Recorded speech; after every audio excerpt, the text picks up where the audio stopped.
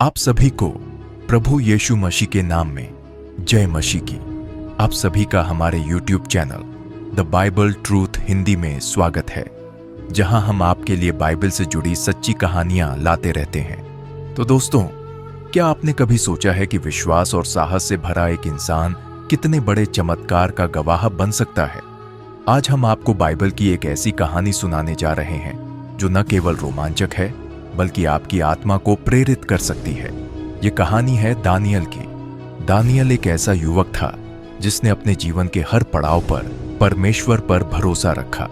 उसे शाही दरबार में सम्मान मिला, लेकिन उसने कभी भी अपने विश्वास और सच्चाई से समझौता नहीं किया। ये वही दानियल है जिसने एक सपने के रहस्य को उजागर किया, जो शेरों की मांद में बिना किसी खरोंच के बचा, और जिसने यह साबित कर दिया कि जब कोई व्यक्ति परमेश्वर पर निर्भर रहता है तो कुछ भी असंभव नहीं। तो चलिए वीडियो को शुरू करते हैं। ये कहानी तब शुरू होती है जब बाबुल का राजा नबूकदनेस्सर ने यरूशलेम पर विजय प्राप्त की। उसने मंदिर के कीमती बर्तन और इस्राएल के सबसे बुद्धिमान और रूपवान युवाओं को अपने दरबार के लिए ले जाने का आदेश दिया। इन्हीं में दानियल और उसके 3 मित्र हनन्याह, मीशाएल और अजर्याह भी थे। बाबुल में पहुंचने के बाद उनका नाम बदल दिया गया। दानियल को बेल्तशास्सर, हनन्याह को शद्रक, मीशाएल को मेशक और अजर्याह को अबेदनगो कहा गया। राजा ने इन युवाओं को शाही भोजन और शराब देने का आदेश दिया, लेकिन उन्होंने इसे अस्वीकार कर दिया। वे यहोवा की व्यवस्था का पालन करना चाहते थे। दानियल ने शाही अधिकारी से निवेदन किया कि उन्हें केवल सब्जियां और पानी दिया जाए। अधिकारी को यह डर था कि वे कमजोर दिखाई देंगे, लेकिन उसने उनकी परीक्षा लेने की अनुमति दी। 10 दिनों के बाद वे अन्य युवाओं से अधिक स्वस्थ और बलवान दिखे। ये यहोवा की कृपा और उनके विश्वास की पहली जीत थी। कुछ समय बाद राजा नबूकदनेस्सर ने एक ऐसा सपना देखा जिसने उसे परेशान कर दिया।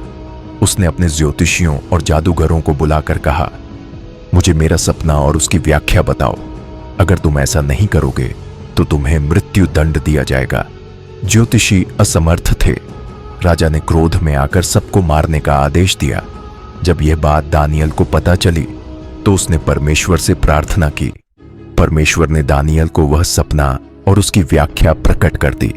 दानियल ने राजा को बताया कि उसका सपना एक महान मूर्ति के बारे में था, जिसकी सिर सोने का, छाती और भुजाएं चांदी की, पेट और जांघें कांसे की, टांगें लोहे की और पांव लोहे और मिट्टी के बने थे। ये मूर्ति संसार के विभिन्न साम्राज्यों का प्रतीक थी।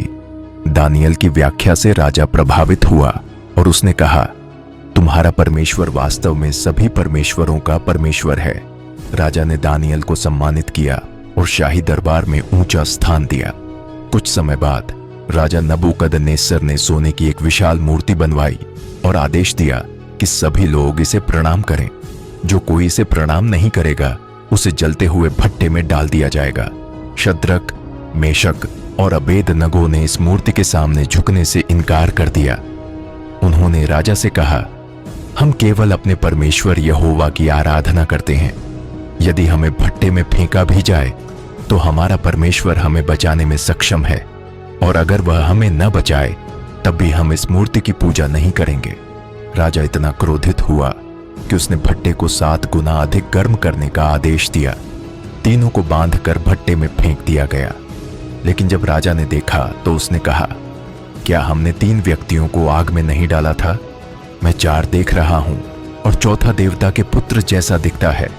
राजा ने उन्हें बाहर बुलाया और देखा कि आग ने उनके बाल भी नहीं झुलसाए थे। तब उसने घोषणा की कि शद्रक, मेशक और अबेदनगो का परमेश्वर ही सच्चा परमेश्वर है। जब राजा दारा ने बाबुल पर शासन किया तो उसने दानियल को अपने राज्य के प्रमुखों में से एक बना दिया। लेकिन अन्य दरबारियों को यह सहन नहीं हुआ। उन्होंने राजा को एक नया कानून बनाने के लिए उकसाया कि 30 दिनों तक कोई भी व्यक्ति राजा के अलावा किसी और से प्रार्थना नहीं करेगा। दानियल ने इस कानून की परवाह नहीं की। वह अपने घर में घुटनों पर बैठकर रोज 3 बार यहोवा से प्रार्थना करता रहा। दरबारियों ने उसे रंगे हाथों पकड़कर राजा के सामने प्रस्तुत किया। राजा को दानियल को शेरों की मांद में डालने का आदेश देना पड़ा। लेकिन वह दुखी था। रात भर राजा सो नहीं सका। सुबह होते ही वह मांद के पास गया और पुकारा, दानियल, क्या तुम्हारा परमेश्वर तुम्हें बचा पाया? अंदर से दानियल की आवाज आई, हे राजा, परमेश्वर ने शेरों के मुंह बंद कर दिए। मैं पूरी तरह सुरक्षित हूं। राजा ने दानियल को बाहर निकाला और उसके शत्रुओं को मांद में फेंक दिया। यह यहोवा की महिमा का एक और प्रमाण था। दानियल को परमेश्वर ने न केवल सपनों का रहस्य समझने की बुद्धि दी, बल्कि भविष्य के बारे में गहरे रहस्य भी प्रकट किए। उसने मसीहा के आगमन और संसार के अंतिम दिनों के बारे में भविष्यवाणी की। अपने जीवन के अंत तक दानियल विश्वास और सच्चाई के मार्ग पर अडिग रहा। उसका जीवन एक प्रमाण है कि जब हम परमेश्वर पर भरोसा करते हैं तो वह हमें न केवल बचाता है, बल्कि हमें ऊंचा भी उठाता है। दानियल की यह कहानी सिर्फ एक ऐतिहासिक घटना नहीं है, बल्कि यह हर उस व्यक्ति के लिए एक प्रेरणा है जो कठिनाइयों के सामने अपने विश्वास को अडिग रखना चाहता है।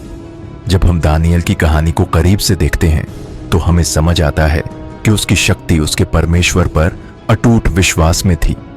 उसने शाही भोजन ठुकराया, सपनों के रहस्य को उजागर किया और शेरों की मांद में भी बिना डरे अपने परमेश्वर से प्रार्थना की। इन सब के पीछे एक गहरी सच्चाई छिपी है कि जब हम अपने जीवन में परमेश्वर को सबसे पहले स्थान देते हैं तो वह हमें हर खतरे और हर समस्या से बचाता है।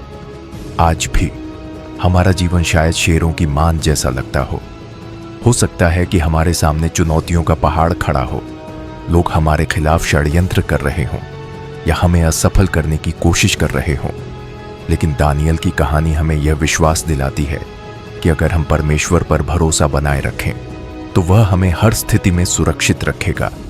ये कहानी हमें सिखाती है कि सच्चा विश्वास न केवल हमें ऊंचा उठाता है, बल्कि दूसरों के जीवन को भी प्रभावित करता है। दानियल ने न केवल अपने जीवन में चमत्कार देखा, बल्कि उसके विश्वास और सच्चाई ने बाबुल और फारस के राजाओं तक को यहोवा की महानता स्वीकार करने पर मजबूर कर दिया। तो अब सवाल यह है, क्या हम भी दानियल की तरह अपने विश्वास में स्थिर रह सकते हैं? क्या हम भी कठिन समय में परमेश्वर पर भरोसा कर सकते हैं और अपने जीवन में उसकी अद्भुत शक्ति को देख सकते हैं? अगर आप भी इस प्रेरणादायक कहानी से कुछ सीखते हैं तो इसे अपने परिवार और दोस्तों के साथ साझा करें। हो सकता है इस कहानी के जरिए किसी और का विश्वास मजबूत हो जाए। हमारे channel the Bible truth Hindi का उद्देश्य है आपको बाइबल की सच्चाइयों और प्रेरणादायक कहानियों से जोड़ना। अगर आपने अभी तक हमारे चैनल को सब्सक्राइब नहीं किया है तो सब्सक्राइब करें ताकि आप हमारी नई कहानियों को मिस न करें। अगले वीडियो में हम बाइबल की एक और अनोखी और रोमांचक कहानी लेकर आएंगे। तब तक याद रखें, परमेश्वर उन लोगों के साथ है जो उसके साथ चलते हैं। प्रभु परमेश्वर आपको और आपके परिवार को आशीष प्रदान करे।